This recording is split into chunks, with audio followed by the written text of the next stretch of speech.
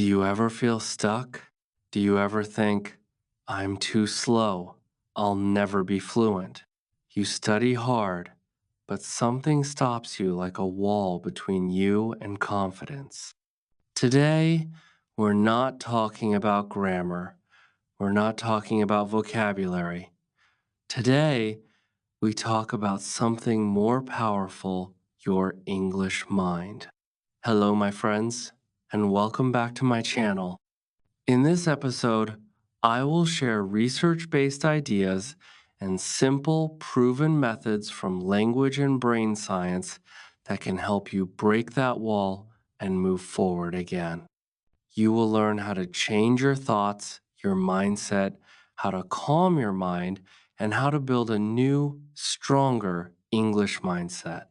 So, take a deep breath and let's begin this journey. Maybe you know this feeling. You study English, you watch videos, you read books, but inside your head you hear, I'm not good enough. I will never be fluent. These sentences are like heavy stones in your mind. They make you tired. They stop you. In this episode, I do not teach grammar rules. I do not give a long vocabulary list. I help you change these stones into steps. Stones stop you. Steps help you go forward. So today, you will learn what a learning block is, something that stops you from learning how your brain can change, how to talk to yourself in a kind way, and how to feel calm when you speak. We will practice together. You will speak with me. You will say new sentences, and you will try new ideas. Are you ready? Good. Let's start with the first question. What is a learning block? First, I want to explain a new word block. A block is something that stops you. For example, a big stone on the road. You cannot walk. The stone is in front of you. You must move it or go around it. A learning block is inside your mind. You cannot see it, but you can feel it. You want to speak. You open your mouth, but no words come out. You want to watch a video in English. You open YouTube, but you think, it's too hard. Why try? This is a learning block. Very often, the block is not grammar. It's not vocabulary. It is a thought or a feeling. Maybe the thought is, I'm stupid, or my memory is bad, or other people are better than me. Maybe the feeling is fear, shame, or stress. When you have these thoughts and feelings, your brain says, stop, it's not safe, don't try. So the first step is see the block. Now I have good news for you. Many brain scientists and teachers say your brain is not fixed. Your brain can grow. Your brain can change when you practice. When you do something again and again, your brain makes a new road inside.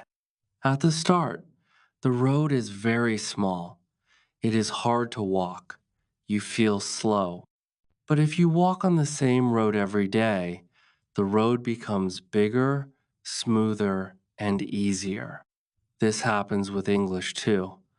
At the start, saying a sentence is slow. Words do not come. You feel tired. But when you use the same useful sentences many times, your brain makes a strong road for that English.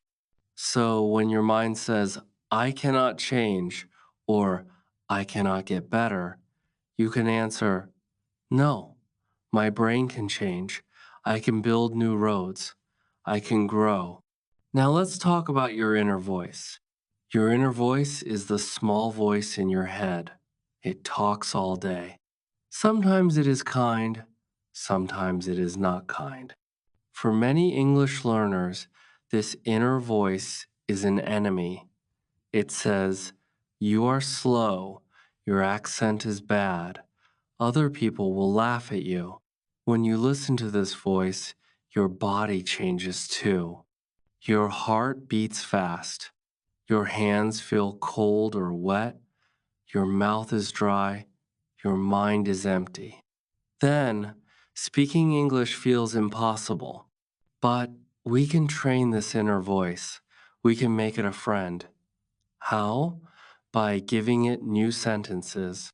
This is not just positive thinking like a poster on the wall. Teachers and researchers find something important. When students believe they can improve, they try more, they practice more, and they learn more. So we will change I am bad at English to I am learning English. We will change I always make mistakes to I make mistakes because I'm learning. We will change I will never be fluent to I am not fluent yet. Yes, that small word yet is very powerful. It tells your brain, I'm on the way. I'm getting better. I'm learning. I'm improving. I can improve step by step. Mistakes are part of learning, not proof that I am stupid. All right, now I want to give you a simple picture. This picture helps you understand where your learning block is. We have 3 zones. Zone means area, a safe zone, a stretch zone, and a panic zone. Let me explain each of these one by one. In the safe zone, you feel comfortable. You do easy things. For example, you produce sentences like, hello, how are you? Very simple words.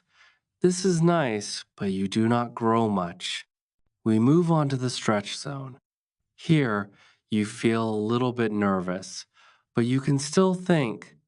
This is when English is a little hard, but not too hard. Here, your brain works well, you grow. Then we move on to the panic zone. You feel very afraid. You feel stressed. You feel confused. Maybe all the people in the room are native speakers. They speak very fast. You understand nothing. Your brain wants to run away. Here, you do not learn much. Many researchers say we learn better in the middle, in the stretch zone. So, how does this help with learning blocks? Well, sometimes your block comes because you are in the panic zone too often. It is too hard. You feel tired. You feel like a loser. So your brain says, stop. I don't want to do this. I give up. But we do not want to stop. We want to move from the panic zone back to the stretch zone. That means not too easy, not too hard, just a little challenge. So now, think about listening in English. Very easy, for most of you, would be baby songs, the alphabet, single words, and things like that. Very hard, for most of you, my friends, would be university lectures, fast news, and complex podcasts. Now, your stretch zone is in the middle short, simple podcasts, slow English videos, stories with pictures. Now, ask yourself, can I understand about 80%? If yes, this is probably your stretch zone. Now do the same for reading, speaking, and writing. If something is in the panic zone, you understand almost nothing, it is not good for daily practice. So move one step down. Choose something a little easier so your brain can relax and work. Not too easy and not too hard. Okay, now let's talk about small wins. A small win is a small, clear success. For example, you learn one new useful sentence. You understand one short video. You say one sentence in English to a real person. Researchers in motivation say, when we notice and celebrate small wins, we feel more happy and confident. We want to continue. But many learners ignore small wins. They say, I want to be fluent like a native speaker. Well, these big goals are not bad, but they are far away. If we only look at them, we feel slow and sad. Every day, write one small win with English. For example, I watched a 5-minute video in English. I learned the sentence, "Can you say that again, please?" I read one page of a book.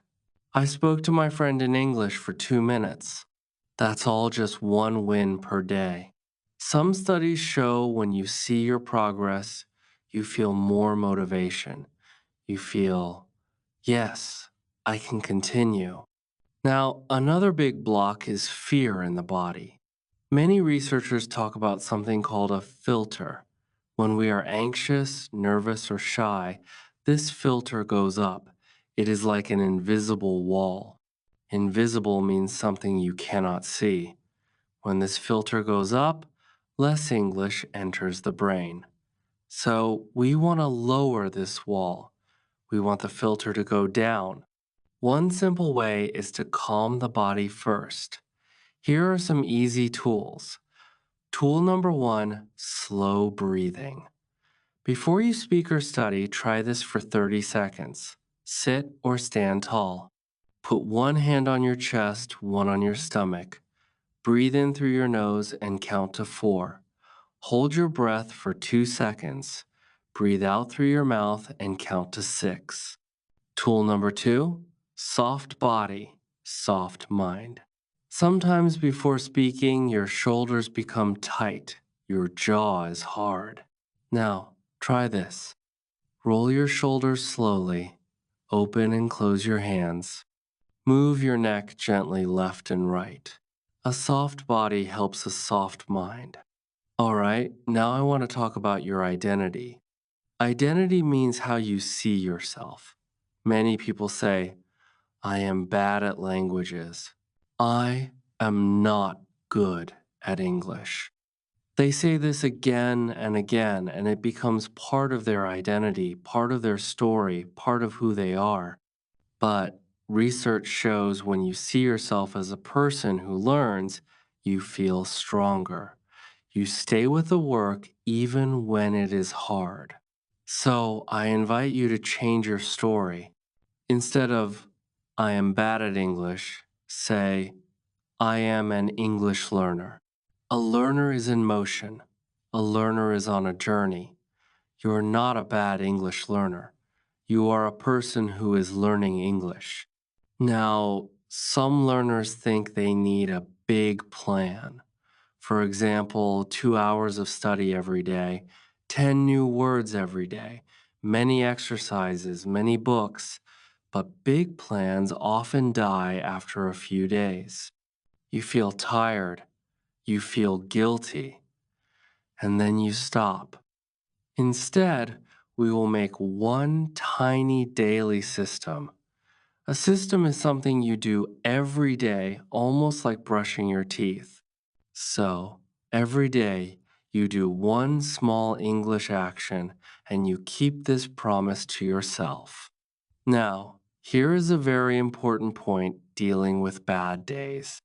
Even with a good system, there will be bad days. Days when you are tired, days when you are sad. This is normal. The problem is the story we tell about the bad day. Old story. I missed one day. I'm lazy. I always fail. I should stop. New story. That's okay. I am human. I can come back tomorrow. One day is not the end. This is called self-kindness, being kind to yourself. When students are kinder to themselves after mistakes, they feel less anxious and they keep trying. Okay, my friends, you are not broken. Your mind is not broken. Your English is not broken. You are on a journey. Sometimes the road is easy. Sometimes the road is hard. Learning blocks are normal. Every learner has them. Every teacher knows them. But blocks are not walls forever. They are problems we can work with. You now have many tools you can use. Changing your inner voice, working in the stretch zone, using small wins, and building tiny daily systems. You also know how to be kind on bad days. Okay, my friends, thank you so much for spending this time with me today. I am proud of you, really. You stayed with this long episode. You listened, you thought, and you practiced. Your English journey is not only about words, it is also about your heart. Until next time, keep learning, keep growing, and keep believing in yourself. Bye for now.